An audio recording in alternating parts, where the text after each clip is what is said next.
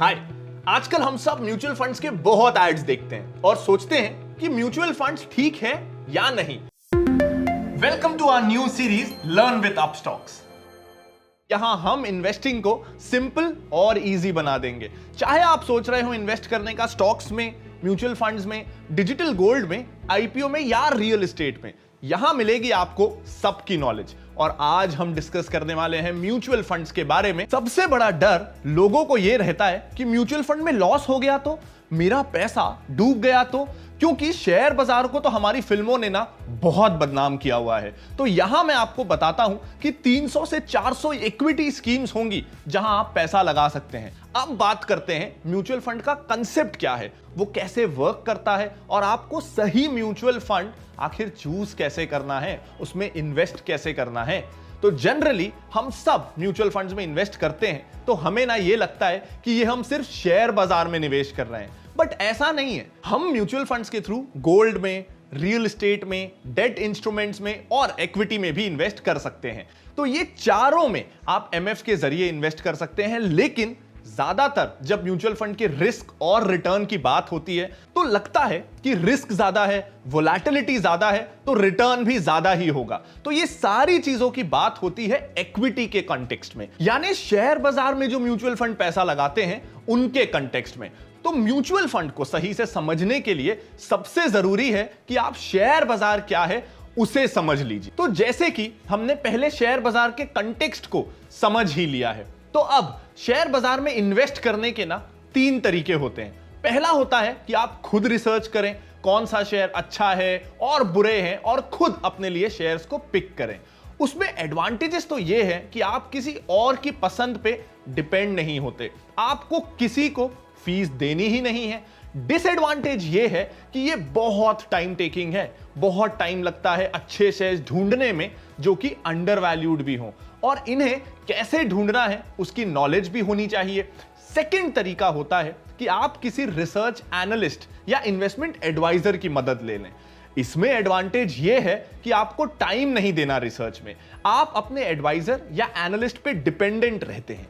और डिसएडवांटेज ये है कि इन्वेस्टमेंट करनी तो आपको है, एक एडवाइजर आपको सिर्फ बता सकता है कि आपको यहां यहां इन्वेस्ट करना है और उसके बदले में वो आपसे एक फी लेगा, बट इवेंचुअली इन्वेस्ट आपको करना है। तीसरा तरीका है म्यूचुअल फंड का। म्यूचुअल फंड के जरिए भी आप शेयर बाजार में पैसे लगा सकते हैं, जिसमें कि आपको ज्यादा टाइम नहीं देना होता, जिसमें आपको रेगुलर ट्रैकिंग नहीं करनी होती, फीस भी काफी कम रहती है और आपको स्टॉक पिकिंग की नॉलेज की जरूरत बिल्कुल नहीं है। आपको बस एक अच्छा फंड सिलेक्ट करना है। तो अब जबकि आपने जान लिया है कि म्यूचुअल फंड का बेसिक पर्पस क्या है, वो पर्पस है खास करके एक इक्विटी फंड का कि आपको शेयर में एक्सपोजर देना, आपके पैसों को शेयर बाजार में लगाना। अब जानते हैं कि म्यूचुअल फंड काम कैसे करता है। अब अगर आपको 20,000 लगाने हैं और आप खुद ही इन्वेस्ट करना चाह रहे हैं या फिर एडवाइजर के थ्रू इन्वेस्ट करेंगे और उसने आपको बोल दिया कि एमआरएफ या पेज इंडस्ट्रीज या किसी और कंपनी का शेयर ले लो, तो वो एक शेयर ही ना 20,000 के ऊपर का होता है। अब आपको तो लगाना ही 20,000 है, तो आप कैसे खरीदेंगे उस शेयर को? आप नहीं खरीद पाएंगे। तो ये एक प्रॉब्लम है डायरेक्ट या फिर एडवाइजर के थ्रू जाने में। लेकिन म्यूचुअल फंड क्या करता है? म्यूचुअल फंड आपसे 500 लेगा, किसी और से 500 लेगा और ऐसे ही 100 लोगों से 500 ले लिया। अब उसके पास 50,000 रुपए आ गए। अब उसने 2 शेयर खरीद लिए पेज इंडस्ट्रीज के। तो अगर आप अकेले होते और आप पेज इंडस्ट्रीज का शेयर लेना चाहते तो आप नहीं खरीद सकते थे। अब आपके जैसे 100 लोग हो गए तो सबने मिलके पेज इंडस्ट्रीज के 2 शेयर्स खरीद लिए। अब लोग 100 हैं लेकिन शेयर्स 2 हैं, तो वो शेयर्स को बांटेंगे कैसे? तो म्यूचुअल फंड कंपनी ना आपको डायरेक्टली शेयर्स ना देके अपनी स्कीम के यूनिट्स दे देता है। यानी कि मान लीजिए 25-25 हजार के 2 शेयर्स खरीदे गए तो 50,000 का टोटल इन्वेस्टमेंट हुआ। अब 100 लोगों ने वो पैसा लगाया था तो आपको वो फंड 500-500 का एक यूनिट दे देगा, ताकि आप सब कलेक्टिवली मिलके वो 2 शेयर्स के ना आपस में को होल्डर्स बन जाएं। तो म्यूचुअल फंड ये काम करता है कि थोड़े पैसे में आपको ज्यादा कंपनी में इन्वेस्ट करने का मौका मिल जाता है। जब आप डायरेक्ट निवेश करते हैं तो ऐसा आप नहीं कर पाते। अब ये म्यूचुअल फंड करता कैसे है? वो एक फंड मैनेजमेंट कंपनी बनाता है जिसे हम AMC कहते हैं। वो कंपनी एक फंड को लॉन्च करती है और फिर लोगों से पैसे मांगती है कि हमने ना एक मल्टी कैप फंड लॉन्च किया है। यानी कि मल्टी कैप मतलब अलग अलग साइजेस की कंपनीज में इन्वेस्ट करती है, छोटी कंपनी, बड़ी कंपनी, हर तरह की कंपनी में। फिर जो लोग भी इंटरेस्टेड होंगे, आपके मेरे जैसे और भी बहुत सारे लोग, कोई 500, कोई 1000, कोई 10,000 तो कोई 20,000 उस AMC को दे देगा।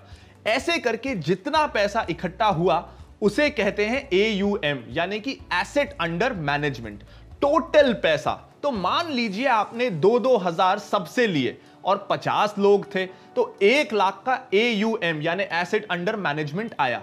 अब वो AMC एक फंड मैनेजर अपॉइंट करती है जो कि एक एक्सपर्ट होता है शेयर्स को पिक करने में। तो वो अब इन 1 लाख रुपयों को कहां कहां इन्वेस्ट करना है इसकी एक स्ट्रैटेजी बनाएगा। 10,000 किसी शेयर में, 5,000 किसी और शेयर में, ऐसे करके वो 1 लाख रुपए को इन्वेस्ट कर देगा शेयर बाजार में और आपको मिल जाएंगे उस म्यूचुअल फंड स्कीम की यूनिट्स। तो ये था म्यूचुअल फंड का बेसिक कंसेप्ट। म्यूचुअल यानी शेयर्ड। तो जैसे हम कई बार हॉस्टल में शेयर्ड रूम में रहते हैं, म्यूचुअल फंड भी एक ऐसा फंड है जहां सबका पैसा शेयर होके एक पूल बन रहा है और वो पूल के पैसे से वो लोग शेयर्स लेते हैं। ये सिंपल कंसेप्ट है म्यूचुअल फंड का। अब ना थोड़ा जान लेते हैं कि म्यूचुअल फंड के एडवांटेजेस और डिसएडवांटेजेस क्या हैं। पहला एडवांटेज है थोड़े पैसे में ज्यादा diversification.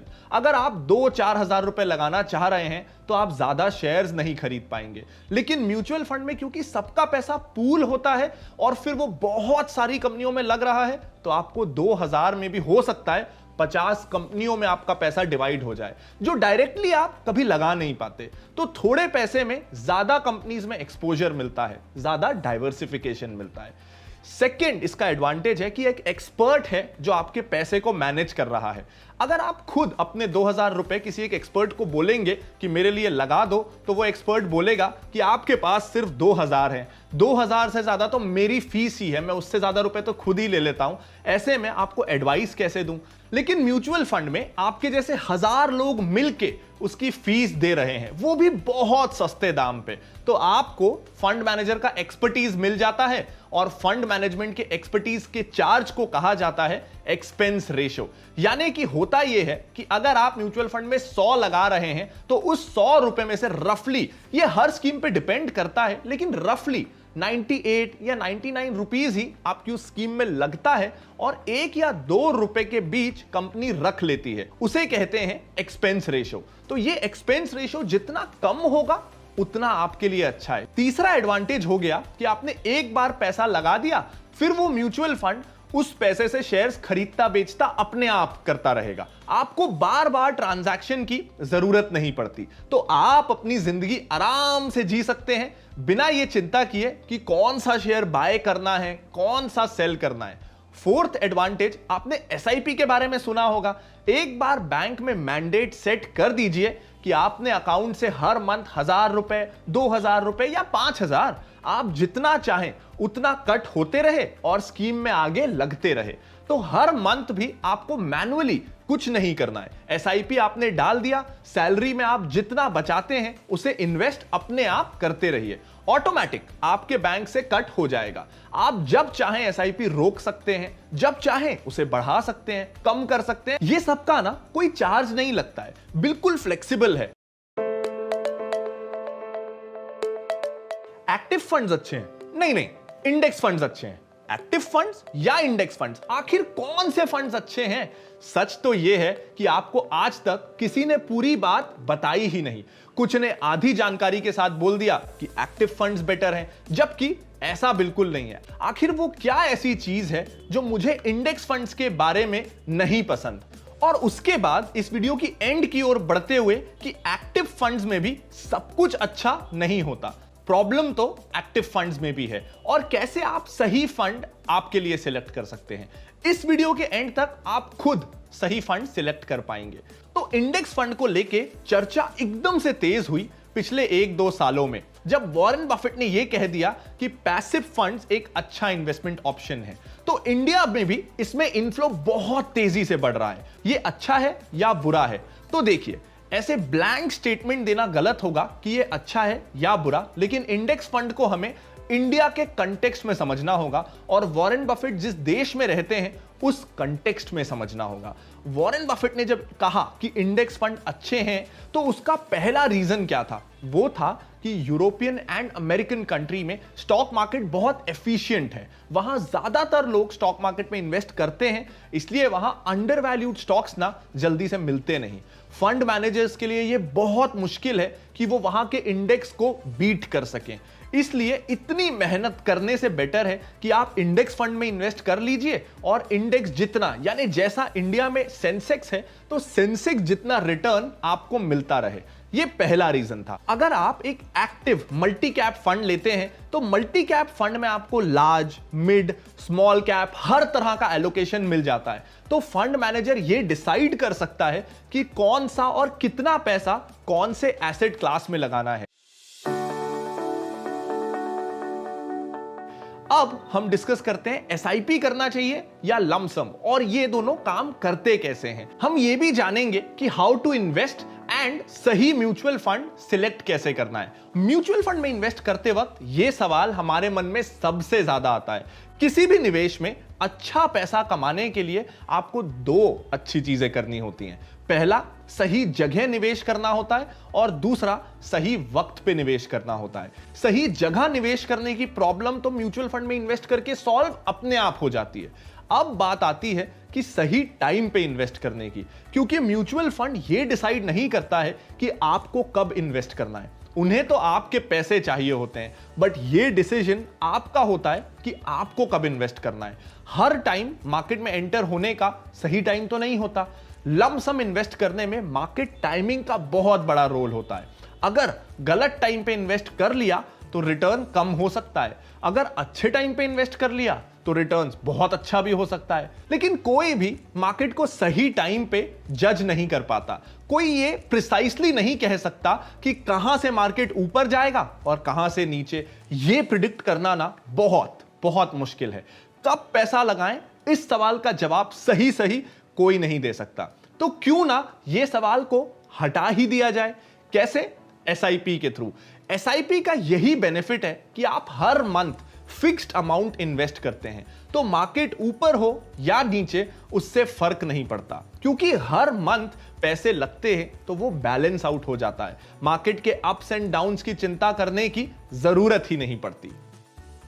Thank you for watching this video on basics of mutual funds from Learn with Upstox series. उम्मीद करता हूं कि ये वीडियो आपको पसंद आया होगा। अगर हां तो इसे लाइक जरूर कर दीजिएगा और दोस्तों और फैमिली मेंबर्स के साथ शेयर करना बिल्कुल मत भूलिएगा। और हर एक नए वीडियो की नोटिफिकेशन और अपस्टॉक्स की लेटेस्ट अपडेट्स के लिए आप इस चैनल को सब्सक्राइब जरूर कर लीजिएगा।